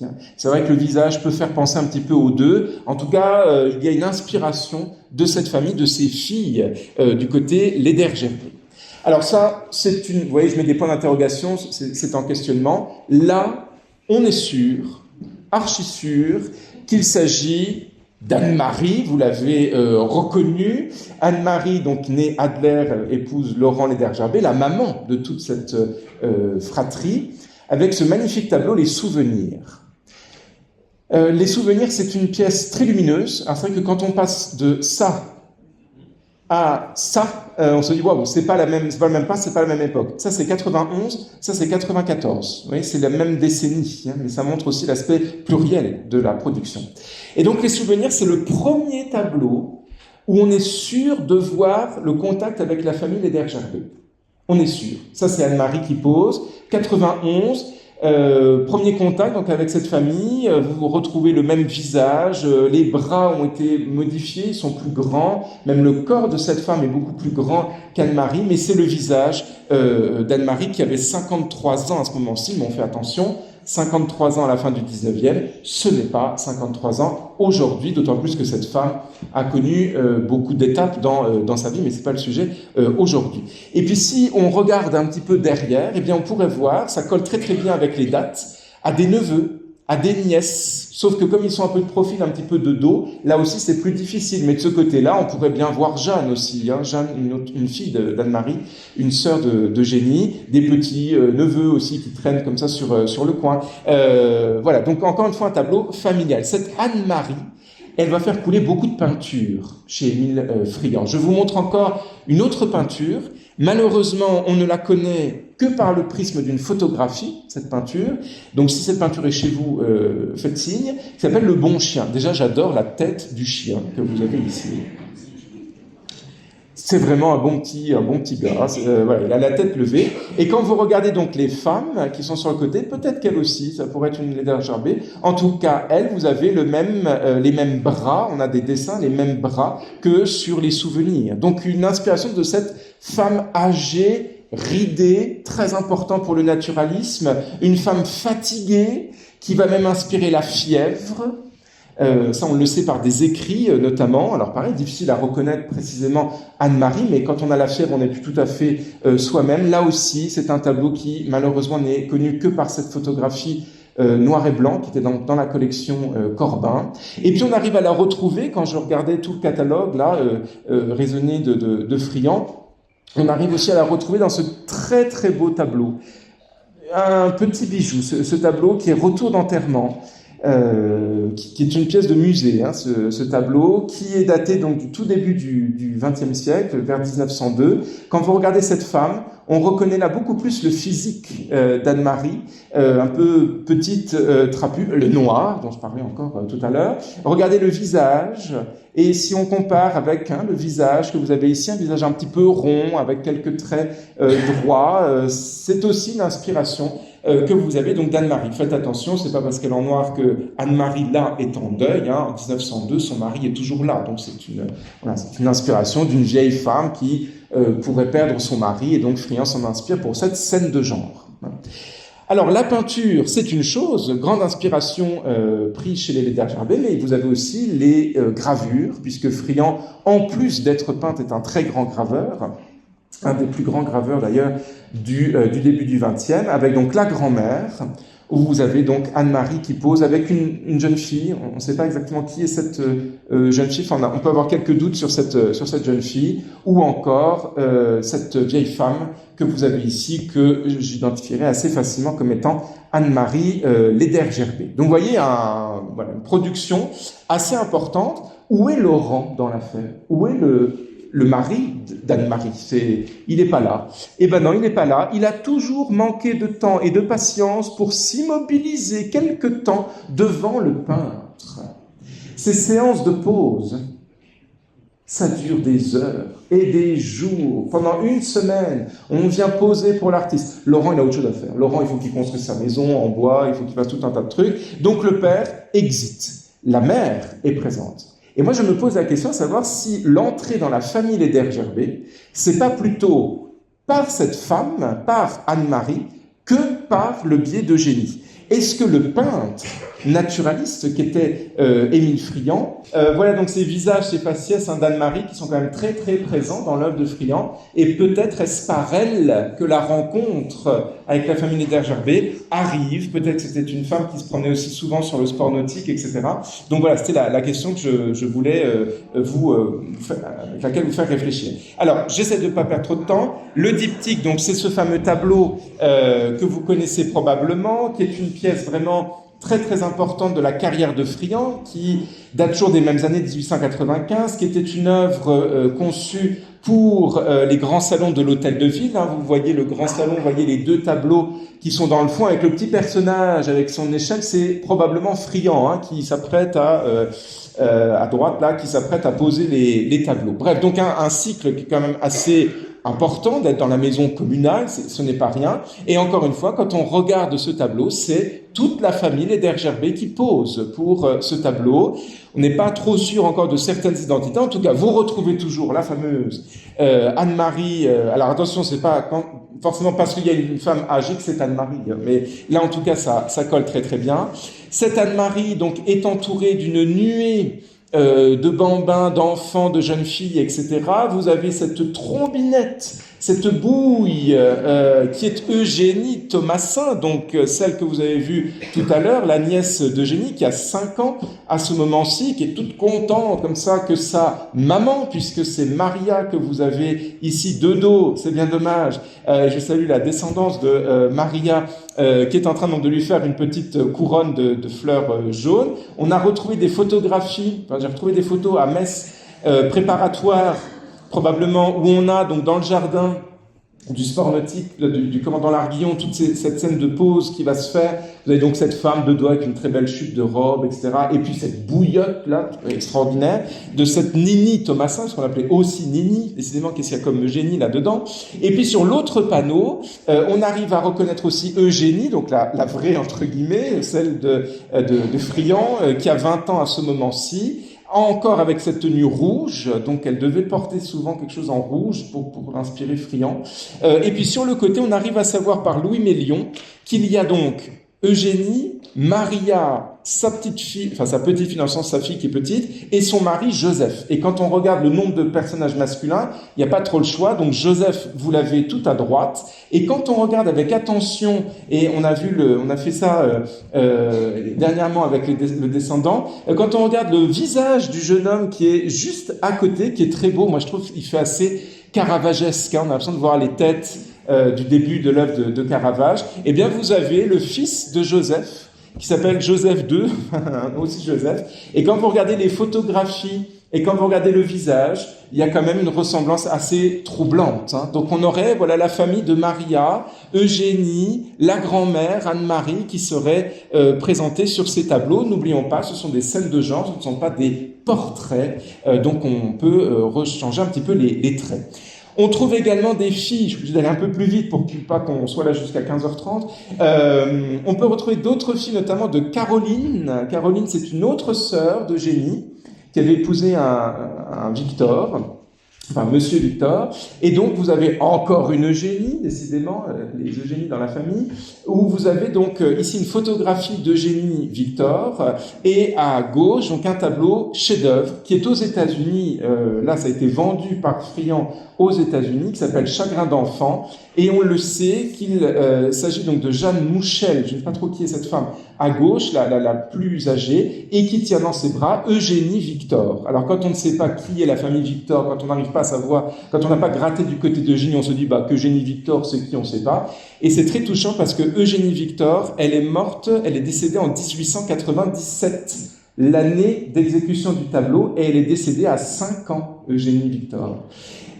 Donc c'est un très très beau, une belle histoire dramatique qui a beaucoup plu d'ailleurs aux collectionneurs américains Frick, Henry Frick, parce qu'il avait aussi perdu une jeune fille, une jeune enfant dans les mêmes années. Donc c'est un très beau tableau, très émouvant, et c'est encore la famille Ledergerbe qui est présente, et il y a probablement une de ses sœurs, à Eugénie Victor, donc si vous me suivez, toujours une nièce, de la grande Eugénie, dans la leçon de mandoline, où il s'agirait ici de Yvonne Victor, donc la sœur, et c'est vrai que quand vous regardez le visage d'Yvonne, quand vous regardez le visage de cette jeune fille avec la mandoline, on a des dessins aussi de ce tableau, il y a des airs, il y a des ressemblances. Après, il faut faire attention, il ne faut pas attribuer trop vite non plus les identités, mais en tout cas, voilà, ça peut donner des pistes pour comprendre à quel point cette famille est importante dans les scènes de genre. Et puis je termine, je vous assure, je vais tenir le timing, je termine avec les portraits de l'intime, c'est-à-dire les vrais portraits exécutés par Friand de cette famille, avec de très très belles pages. Et il faut dire qu'il y a beaucoup de membres dans cette famille. Voilà, alors sortez les Doliprane cette fois-ci. Voilà toute la famille Ledergerbe, Laurent Anne-Marie, puis toutes les sœurs. Là, j'ai été quand même vraiment d'une vieille école. Hein. J'ai mis les sœurs en rose, les frères en bleu, mais bon, vous me pardonnerez ce code couleur. C'est fait aussi pour montrer que les frères sont peu nombreux dans cette histoire. Antoine, qui va être le frère aîné, si je puis dire, de la fratrie, et puis François. Caroline, Antoine, le voici. On sait très très peu de choses d'Antoine, je vous le disais tout à l'heure. Il était cordonnier lui aussi, vous voyez, il a des belles chaussures. Hein, Et puis François, c'est celui que je vous ai montré précédemment. Les deux ont les moustaches, bien entendu. Et puis vous avez les sœurs, donc en rose. L'aînée Caroline, donc c'est celle dont je vous ai parlé des 2 enfants éventuellement sur la leçon de mandoline précédemment. Et puis le chagrin d'enfant. On sait très peu de choses aussi sur elle. Je n'ai pas réussi à trouver beaucoup d'informations. Maria, donc la deuxième, qui a épousé Joseph Thomassin. Maria, la voici. Avec donc son époux Joseph, elle était ouvrière en chaussures aussi. Donc on est dans cet univers du cuir, de spire, etc. Et Joseph Thomassin était cordonnier d'abord, puis employé à l'usine de gaz. L'usine de gaz qui était juste derrière. Donc on est toujours dans le même quartier, dans le même environnement. Passer de cordonnier à employé à l'usine de gaz, il y a aussi une élévation, puisqu'on devient un ouvrier spécialisé, un ouvrier technique dans l'industrie, un petit peu à la pointe, etc., de ce moment-ci. Arrive ensuite, c'est juste pour que vous ayez un petit peu un état des lieux de cette famille, Eugénie, donc, qui arrive à ce moment-ci, en 1875, et puis les 3 cadettes, les 3 dernières, les 3 avec lesquelles Eugénie va être très très présente. Ernestine, qui va épouser M. Poirson, Jeanne, qui va épouser M. Nuss, et Anna, qui va épouser Marjolin.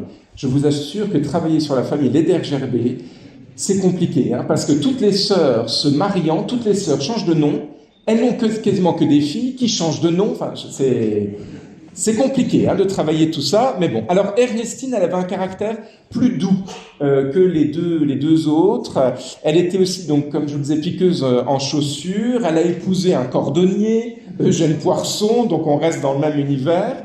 Et puis, ils vont avoir la possibilité d'augmenter, augmenter, c'est pas le bon terme, mais je vais aller vite, socialement, avec donc l'épicerie, puisque comme sa sœur Jeanne, elle va être épicière, et vous l'avez ici, c'était Place Saint-Èvre. Si j'ai bien tout compris, c'est au niveau du Pinocchio aujourd'hui. Quand vous rentrez au Pinocchio, c'est les mêmes marches que vous avez ici avec la même devanture, la même organisation de la devanture. Hein. Donc, caractère plus doux, épicière. Jeanne qui arrive ensuite. Jeanne, c'est pas tout à fait le même caractère, un caractère plus trempé. On pourra en reparler avec son époux, donc Henri Nuss. que vous avez. Et puis la petite dernière, c'est Anna. Et Anna, c'est un caractère très doux, selon les descendants peut-être trop doux. C'est un petit peu le souffre-douleur des autres sœurs apparemment. Et vous l'avez donc ici à son mariage avec Henri Marjolin. Donc voilà, pour la famille un petit peu comme ça, pour se repérer. Maintenant, d'un point de vue de la production de Friant, où est-ce qu'on les retrouve dans la production de Friant? Je commence par les aînés, ça va aller très vite. Maria, avec donc tous ces enfants que je vous note juste ici, il y en a eu 5 en tout. La plupart travaillent chez Spire, il y a un employé chez Crombert, l'usine Crombert juste à côté. Ce qui m'intéresse, c'est du côté donc de Maurice, le deuxième fils, que je vous montre juste ici. Et Maurice a eu une fille, et cette fille, c'est Georgette. Georgette que vous pourrez voir juste après, puisque Georgette, elle se trouve juste sur le tableau, sur le bureau, pardon, que vous avez devant, qui est un des derniers, si ce n'est le dernier dessin que Friant a pu faire, puisque vous le verrez, il y a le petit, tout en bas à droite, le petit tampon qui témoigne donc de la présence de ce dessin dans l'atelier de Friant, et c'est suite au décès de Friant que chacun va récupérer ce qu'il est en droit de récupérer, dont ce dessin magnifique à voir. Et c'est très drôle parce que cette Georgette Thomassin, dont le descendant est présent, Georgette Thomassin a épousé en seconde noces un Twesny qui était le neveu de celle sur l'idylle sur la passerelle, la jeune fille qui pose sur l'idylle sur la passerelle. Vous voyez que on est dans un petit monde, un petit microcosme. Alors Émile Friant a fait cette Georgette, donc cette petite nièce d'Eugénie, et même Eugénie va faire aussi Georgette. C'est le dessin que vous avez juste à côté, où Eugénie montre ses qualités de dessinatrice en 1932, donc au décès d'Émile, à peu près à la même année que le dessin que vous avez juste ici. Coiffure un petit peu changée. Et puis l'autre sœur, je ne vais pas trop vous en parler, je vais surtout me concentrer sur les 2 dernières, puisque Anna, en fait, ils n'ont pas eu d'enfants. Ils vivaient dans le même quartier qu'Eugénie, et Émile Friant les a portraiturés tous les 2. Ce sont des dessins qui ne sont plus connus aujourd'hui, qui ont été, pareil, disséminés au fil des successions, etc. Mais vous avez quand même une belle élégance du côté de Anna qui pose, et puis de Henri Marjolin qui est militaire, enfin qui a été militaire et qui sera très proche d'Émile Friant, notamment dans toutes ces techniques de camouflage, etc. Ils vont beaucoup parler d'armée, beaucoup de lettres échangées avec Henri Marjolin. Donc pareil, là aussi, les duos n'est pas connu. C'est intéressant de voir aussi à quel point Friant peut dessiner cette famille comme des petits cadeaux le dimanche après-midi ou je ne sais pas quoi. Bon. Et je voulais finir avec ces 2 dernières sœurs, après je vous assure c'est terminé, Ernestine et Jeanne. Pourquoi je termine avec ces 2 sœurs que je vous mets en jaune? Parce que c'est les 2 plus importantes dans le nombre de productions faites par Friant. Je commence par Ernestine, que vous avez ici, et je salue la descendante de ce très beau couple. Je trouve qu'ils sont beaux tous les 2, comme ça, sur cette photo. Ils habitaient rue du Colonel Drian, donc près d'Eugénie, tout le monde est dans le même univers, et ils ont été dessinés également, tous les 2, alors faites attention, le cadre était cassé, mais ils ont été dessinés donc tous les 2 par Émile Friant. Magnifique dessin que vous avez ici, et on sent quand même l'acuité du regard, comme chez Eugénie pour le vêtement de madame, le visage très travaillé, les yeux. Eugène Poirson a quand même un regard qui, je ne vais pas dire qu'il vous glace, mais enfin il est très présent, il est vivant en fait, ce personnage. Ce couple a eu 2 enfants, Eugène, pour reprendre le même nom que papa, Eugène Laurent, et Simone. Alors Eugène, je passe sous silence, il est né, il y a beaucoup d'écart entre Eugène et Simone, il y a 21 ans d'écart entre les 2, mais ils sont bien frères et sœurs. Je passe sous silence Eugène, il n'y a pas de lien dans la production artistique d'Émile. Par contre, Simone, elle, regardez la bouille de Simone. Magnifique, ça. Et donc Simone, elle a été représentée plusieurs fois. Ça a été un grand sujet chez Friand, mais un vrai portrait. Pour le coup, il a rien gommé de Simone.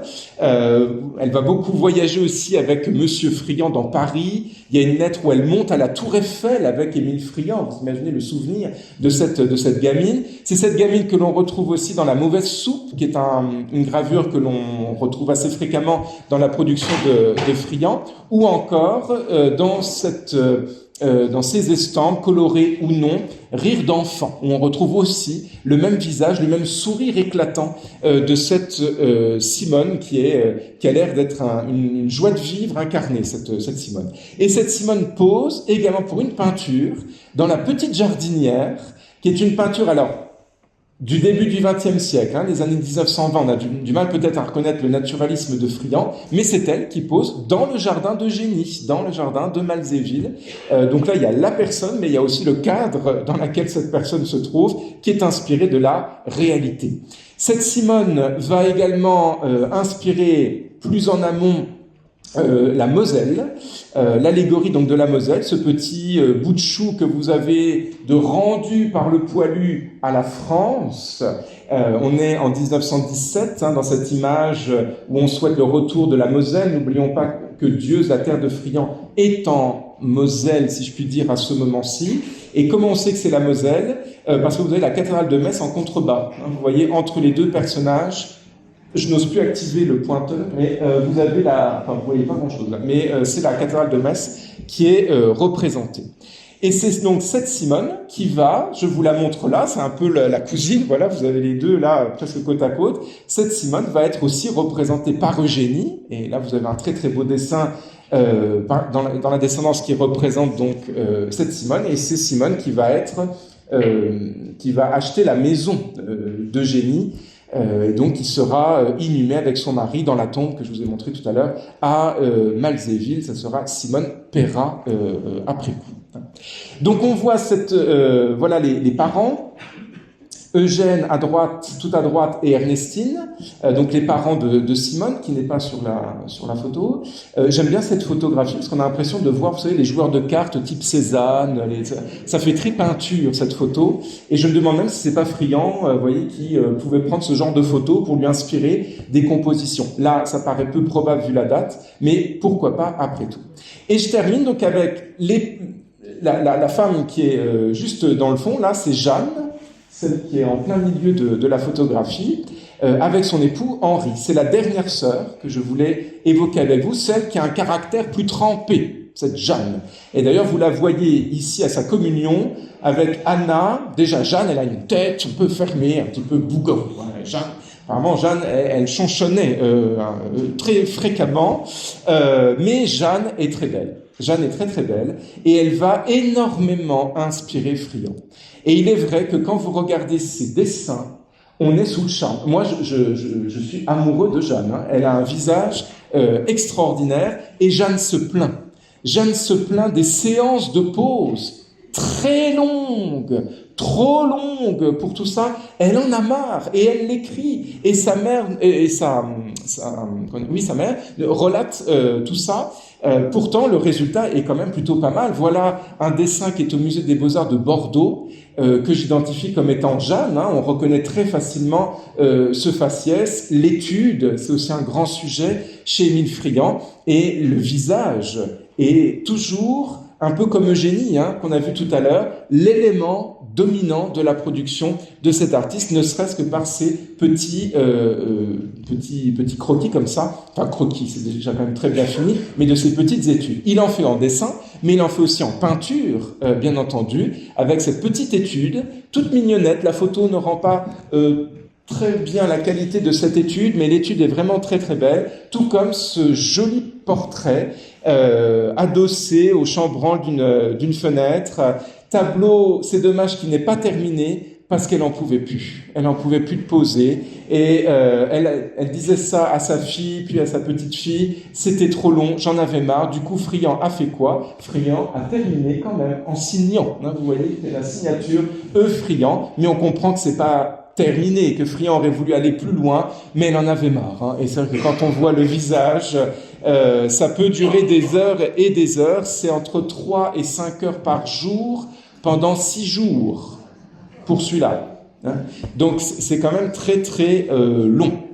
Et donc elle va être reprise dans différentes scènes d'études. Apparemment elle était assez studieuse aussi, cette Jeanne, que vous pouvez retrouver en dessin au Musée des Beaux-Arts, qui n'est pas vue comme Jeanne, mais pour moi c'est Jeanne, ou encore au Musée Lorrain, à droite, avec cette très belle jeune fille jouant avec un chat que vous avez, qui reprend un peu toujours ce même tablier que vous avez ici. Alors Jeanne enfant a beaucoup inspiré, on pourrait la retrouver peut-être dans le tableau Les Souvenirs que je vous citais tout à l'heure. Jeanne femme aussi va également inspirer, elle a grandi, oui, ça c'est sûr, elle s'est mariée donc avec Henri Nuss, elle va avoir une épicerie, puisque la sœur avait, donc voilà, augmente un petit peu. Socialement, c'était rue d'Amerval, c'est là, vous avez le Café des Artistes aujourd'hui, où elle avait cette épicerie. Et puis elle va vivre, parce que ses sœurs ne peuvent pas vivre sans Eugénie, c'est pas possible. Et donc ils vont vivre rue de l'Église à Malzéville, à côté quasiment d'Eugénie, et tous les dimanches après-midi, on allait chez eux, Eugénie, les sœurs, les nièces, les neveux, etc.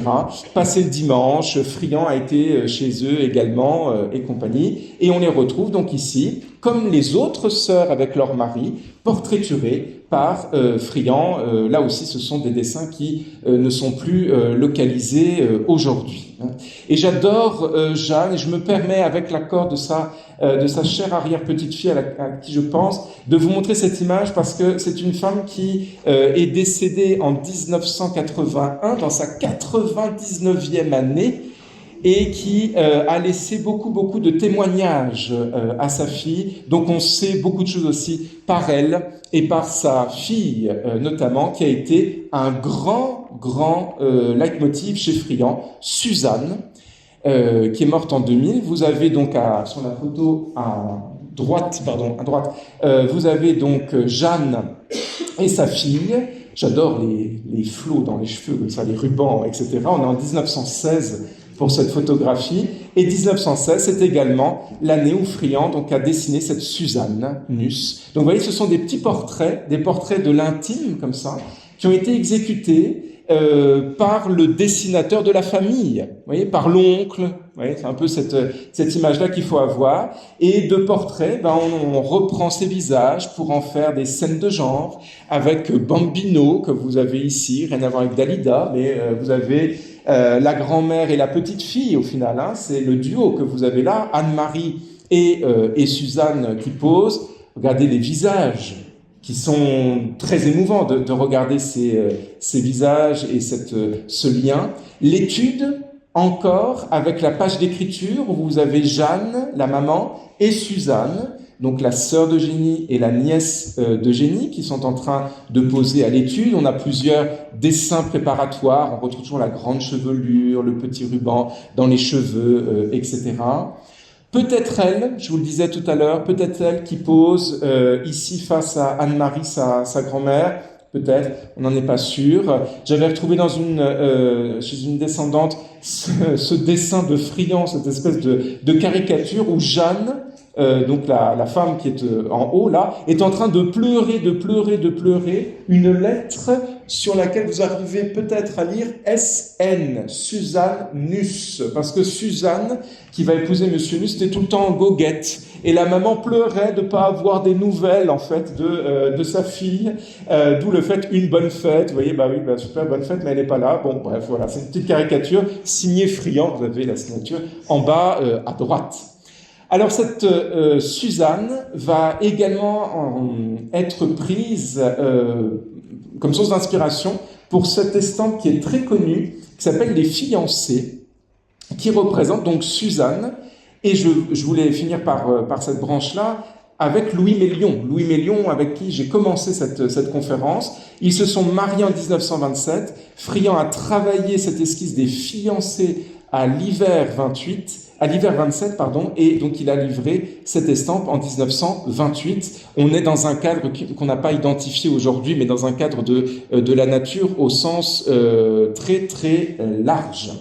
Suzanne, vous l'avez également avec ce très beau portrait, qui était donc dans la maison d'Eugénie d'ailleurs, puisque c'était dans la collection. qui n'est plus localisé totalement aujourd'hui. Bref, donc une très très grande source d'inspiration. Je ne veux pas prendre trop de votre temps pour cette Suzanne, et on arrive à voir l'évolution au fil du temps. Plus on rentre dans l'âge, plus les cheveux se font courts. Hein, c'est assez amusant hein, dans le rapport. Et elle décède en 2000 à 96 ans. Ouais, c'est des âges qui paraissent très très impressionnants pour des femmes nées à l'orée du XXe. Alors pour conclure, et on sera à l'heure pour midi pour votre déjeuner, je vous l'assure, Eugénie et Friant. Eugénie et la famille Ledergerber, grande source d'inspiration. Qu'est-ce qui reste de Friant chez Eugénie au décès de l'artiste? Eugénie va être la mémoire vive de Friant. Elle va conserver tout un tas de choses, de l'atelier de Paris qui n'est pas parti dans le legs de Friant, de Nancy, etc. Beaucoup de dessins. Vous avez vu beaucoup de choses ce matin, malgré la coupure, qui proviennent beaucoup de la famille et des descendants, comme le très beau chat que vous avez ici, qui est tout mignon.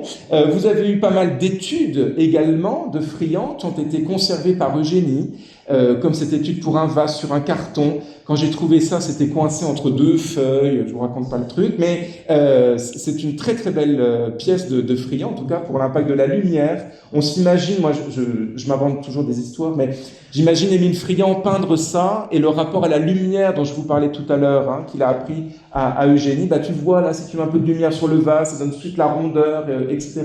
Et Eugénie, tu dois refaire la même chose. Eugénie, caractère, c'est moi, c'est ma peinture, c'est moi qui décide, bref. Donc là, Eugénie a conservé ses petites études. Eugénie a conservé des tableaux, bien entendu, de Friant, des tableaux terminés ou pas, comme cet autoportrait de son cher Émile à 29 ans, qui est une jolie pièce dans le panthéon de Friant. Le père Pidol, qui a une très belle aussi pas descendance, mais une très belle production en lien avec son image. Celui-ci est toujours dans la famille, celui-ci était dans la collection d'Eugénie, mais a été vendu. Donc c'était le gardien du sport nautique, hein, le père Pidol. Donc ça devait rappeler des souvenirs aussi à Eugénie, donc elle avait gardé tout ça. Le lac Chambon, ça fait partie des voyages que Friant et Eugénie ont pu faire dans le centre de la France notamment. Eugénie avait conservé cette peinture qui, bon, aujourd'hui, se trouve dans une autre collection. Et puis, surtout, ce merveilleux autoportrait. Waouh, c'est une pièce vraiment extraordinaire qui est en plus de ça, quand on le regarde et qu'on sait l'histoire, c'est un tableau qui était dans la maison d'Eugénie jusqu'à la fin. Eugénie le regardait, on parle du tableau inachevé, bien qu'il soit signé. Il y a une forte émotion et on voit le visage de l'artiste regarder sa chère étante, sa chère compagne, même après 1932. C'est pour moi un bijou aussi, ce tableau, un peu comme Retour d'enterrement que je vous ai montré précédemment. En plus de tout ça, tout ce qui était signé d'Émile Friant, Eugénie, je vous disais, c'était la mémoire. Et donc Eugénie a conservé aussi des cadeaux qui avaient été faits à Friant, notamment Eugène Charveau, j'ai redécouvert ça récemment, qui avait offert ce tableau à Friant. Vous avez la signature, voyez en bas, à mon ami Friant Charveau. Et en fait, en cherchant, Eugène Charveau, donc c'est un peintre orientaliste qui a été aussi militaire, et Charveau, vous l'avez à gauche, peint par Friant. Friant l'avait dessiné, peint, et probablement en cadeau, Charveau lui avait offert une peinture de sa production, donc avec cet homme du Maghreb, qui est toujours dans la collection des Ledergerber au sens très large. Et puis elle a aussi des objets, elle a conservé plein d'objets, le briquet de Friant, alors ça c'est une pièce magnifique, vous arrivez peut-être à lire le EF, avec la croix de Lorraine, hein. Ça ressemble à un artisanat des tranchées, hein, ce que l'on faisait en 1914. Il y a la pièce qui date de 1916, hein, qui termine le briquet, donc on doit en être proche. Donc il y a des petits objets comme ça, mais il y a aussi hein, de très très beaux objets, puisque vous avez l'épée d'académicien. Ça a été un coup de cœur extraordinaire de tenir ça, avec le bicorne qui est conservé, donc toujours par la famille. Je dois le dire tout de même, mais le vêtement de l'académicien était conservé, mais Eugénie apparemment a trouvé que c'était très agréable pour faire des patrons de couture. Bon, Alors, ce qui est sûr, c'est qu'en 57, il était toujours vivant, ce vêtement, puisqu'il avait été prêté au magasin Réuni pour une exposition. Et après, Eugénie perd peut-être un petit peu la mémoire, etc. Donc, elle redécoupe tout ça pour un patron. Donc, on n'a plus que le chapeau et l'épée, ce qui est déjà énorme, bien entendu. Et je voulais finir, bouquet final, j'espère, en tout cas, avec une chose qui est très rare. Je ne connais qu'une seule chose comme ça, c'est les deux sur la même photo. Je ne vous l'ai pas montré encore. À chaque fois, je vous montre Eugénie d'un côté, je vous montre Émile Friand de l'autre, je montre les sœurs, je montre les neveux, les nièces, etc. Mais au final, ils ont vécu ensemble. Enfin, alors, on a des lettres, hein, je vous rassure, c'est pas un fake. Mais voilà cette photo qui est très très belle. En plus, ça fait petite famille, cette photo. Hein. On a l'impression de voir papa, maman et puis la fille, peut-être la petite fille.